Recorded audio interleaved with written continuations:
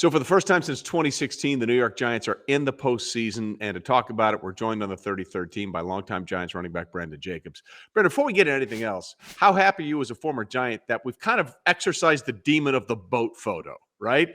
By getting back into the postseason, that thing is no longer something that can loom over this franchise.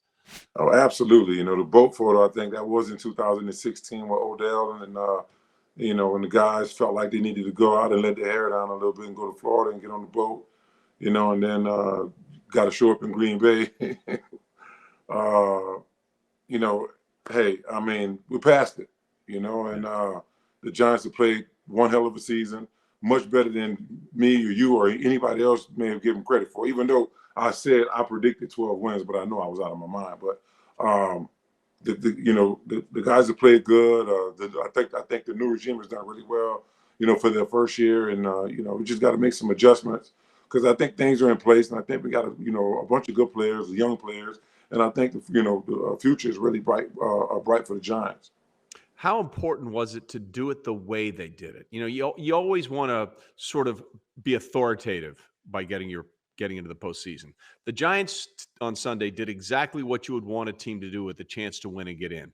Not only did they win, they absolutely took it to it and pounded a poor team. Like, if you're a Giants fan, momentum is a fickle thing. I understand that. But the way they earned their right into the postseason has to make you feel really good.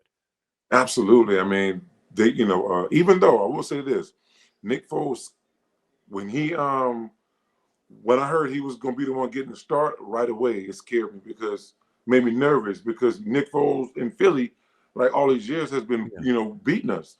And I'm like, well, Nick Foles is really no slouch, he's no pushover, so probably hadn't been his best. So I really worry about that. But took me a little nap and I woke up and saw the score. I'm like, okay. And then to hear Nick Foles, I hope he's okay, was knocked out of the game.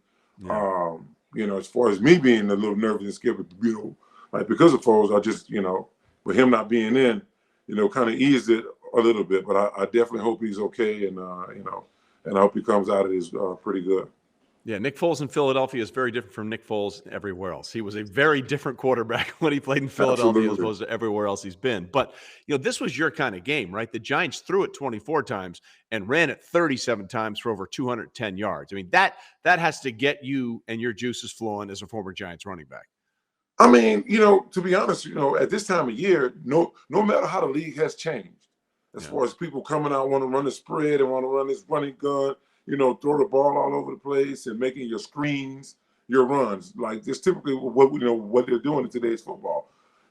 If you're going to win football games and you're going to be there at the end, you will have to be able to hand the ball off to a running back and have a good offensive line to be able to move the football in the run at this time of year. So that's great the Giants were able to do that. Yeah. How impressed were you with Daniel Jones? He throws for 2, he runs for 2, he leaves with about 7 minutes left. Was this a statement win for him about his potential future with the Giants?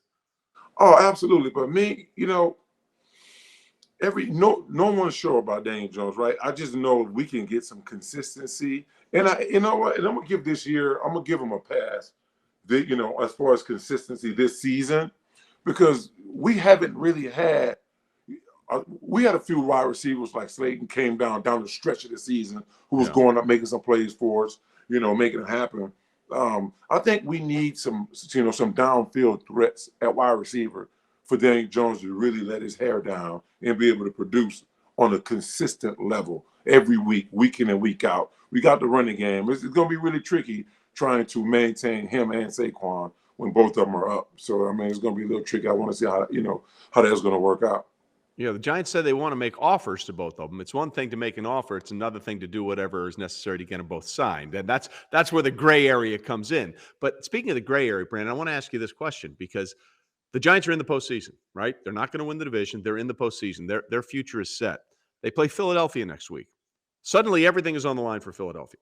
They could fall as far as the 5 seed, depending on what happens with everybody else. And everyone thought not only were they going to win the NFC East, but they're going to lock down home field advantage and the bye. That has not happened. Now everything is in play. There is nothing in play for the Giants in that final week. How do you think Brian Daboll approaches this game? Does he rest his starters, or does he play everybody in the hopes of knocking the Eagles out and down a peg? In my mind, it's his perfect setup. the Eagles are the best team in the National Football League. And I think everybody knows that with Jalen Hurts, right? I think they're the best team in the National Football League, hands down, just like the Patriots was. They were undefeated. They had nothing to play for but to be undefeated, right? A little team that went 10-6 or was 9-6 at the time, so they got to play. Yeah. They got to play, so Philly got to play. I'm not sure if Jalen Hurts will be back for it or whatever, but the Giants, in my mind, this is a game that you may need going into the playoffs to build momentum. I mean, we made the playoffs too. We didn't have to play Week 17, but we did. Yeah. And it did some wonders for us. Coach Coughlin making that call was awesome, but obviously we were a different team than what the Giants are now. Things are different. So I think Coach, I think Brian Daboll should play. That's just me. That's my opinion. I feel like he will play. I think that's it. I think he's that type of guy to say, why not us? Let's go out and try to stick it to Philly and get some momentum going into the postseason. I totally see him being that guy.